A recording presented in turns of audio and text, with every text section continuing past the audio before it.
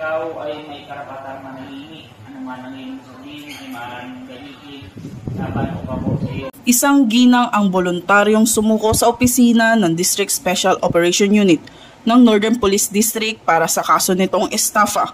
Ang nasabing akusado na si alias Ana, na 34 na taong gulang na residente ng Camarin, Caloocan City, ay voluntaryong sumuko para harapin ang kaso nitong estafa sa ilalim ng Criminal Case Number 124919 sa bisa ng Bench Warrant of Arrest na ipinalabas ni Punong Hukom Maria Rowena Violago Alejandria na mayroong inirekomendang piyansa na 48,000 pesos.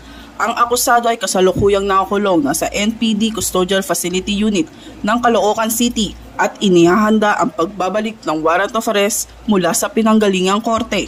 Nananawagan naman ang pambansang pulisya na sumuko na ang mga individual na nagtatagos sa kamay ng batas at managutan ang kanilang pagkakasala. Mula rito sa Northern Police District, ako po ang inyong PNN correspondent, Patrolwoman Glacelan Esperanza, alagad ng batas, tagataguyod ng Balitang Pulis.